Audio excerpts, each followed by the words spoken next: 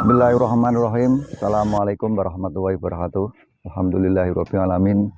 Puji syukur kehadirat Allah Subhanahu wa taala atas segala nikmat yang telah dilimpahkan kita semuanya. Semoga kesehatan dan keselamatan selalu menyertai kita semuanya. Pemirsa, saya sedang di kebun. Saya ditemani Mas Hendrik. Ini beliaunya yang cakep. Ini saya mau konsultasi dengan kebun saya. Ini perawatan di kebun saya. Mas Hendrik, monggo Mas. Ya, terima kasih. Gimana? Ya, Bisa nggak? Bisa. Oke.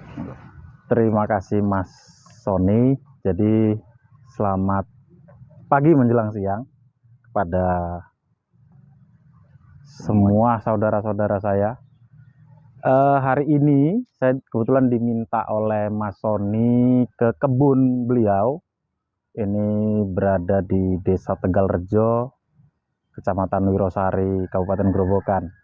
Kebetulan Mas Sony 2018 kemarin menanam tanaman alpukat. Ada beberapa jenis tanaman alpukat yang saya lihat di kebun beliau, ada juga tanaman durian. Dan hari ini saya akan coba berbagi sedikit ke Mas Sony terkait dengan perawatan tanaman alpukat untuk kebunnya Mas Sony.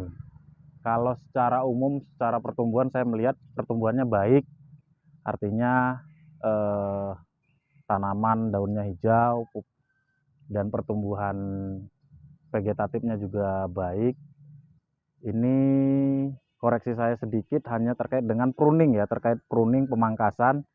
Ada beberapa cabang yang tidak produktif yang memang harus kita buang, contohnya seperti cabang-cabang yang tidak produktif itu yang tidak terkena sinar matahari langsung, dia tertutup oleh dahan-dahan yang lain, dan ini kemungkinan kecil dari ujung pupusnya ini tidak akan mengeluarkan bunga atau calon bunga. Oleh karena itu cabang-cabang yang tidak produktif ini harus kita kendalikan, harus kita buang.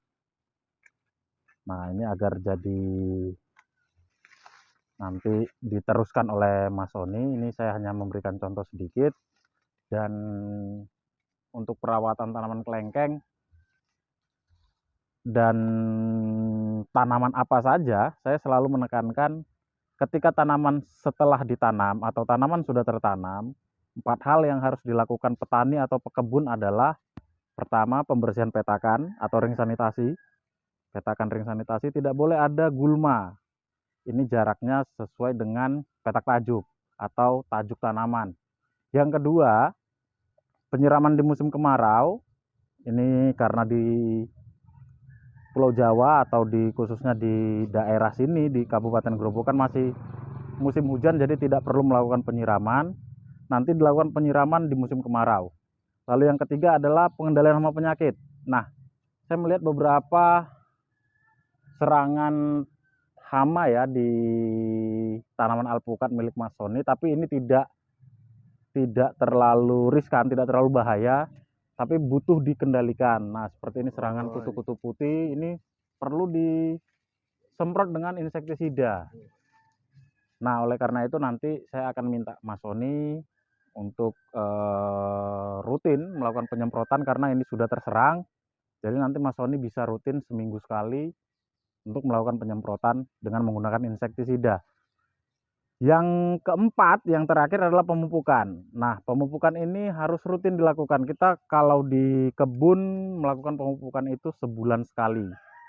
Nah, untuk tanaman sebesar ini, untuk pupuk pertumbuhan, itu kita bisa memberikan satu tanaman itu 3 on.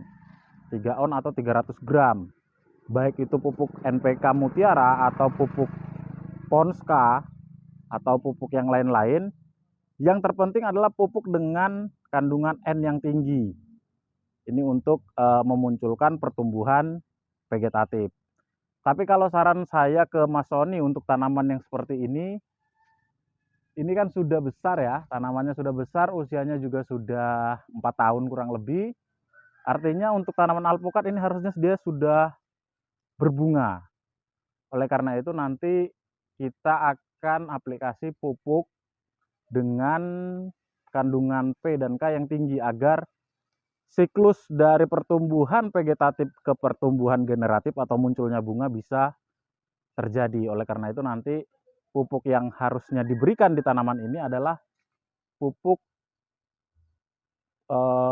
produksi atau kita menyebut dengan puprop. Apa itu puprop? Puprop itu dengan kandungan P dan K yang tinggi.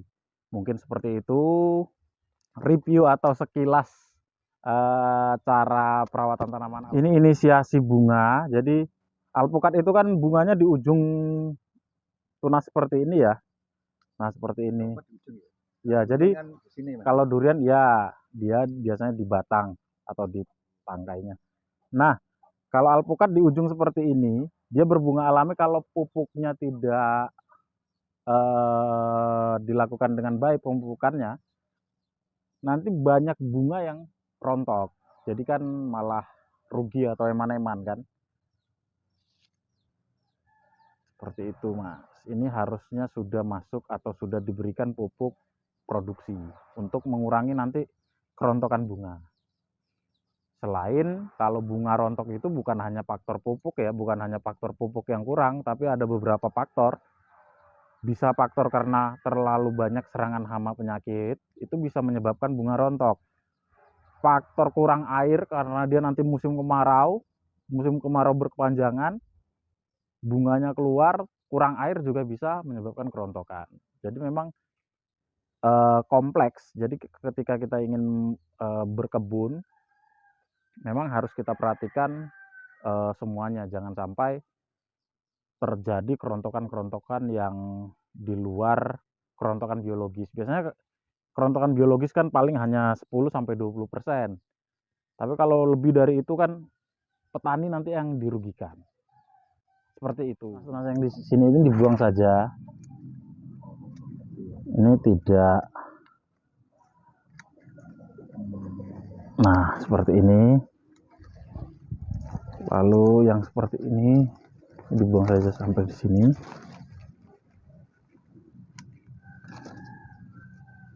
Nah, biasanya kalau durian nanti kan bunganya dia di cabang seperti ini, Mas. Nah, ini kita hilangkan. Jadi nanti semakin besar ini minimal nanti dia sampai sini, Mas. Ini nanti dihilangkan sampai sini.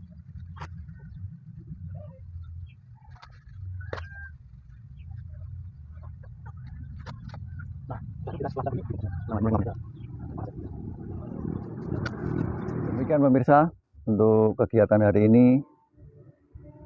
Saya mengucapkan terima kasih pada Mas Hendri. Makasih Mas Hendri atas ilmu yang disampaikan kepada kami. Semoga bermanfaat. Demikian yang bisa saya sampaikan. Mari kita lestarikan bumi dengan cara merawat dan menanam pohon. Kurang lebihnya mohon maaf. Assalamualaikum warahmatullahi wabarakatuh.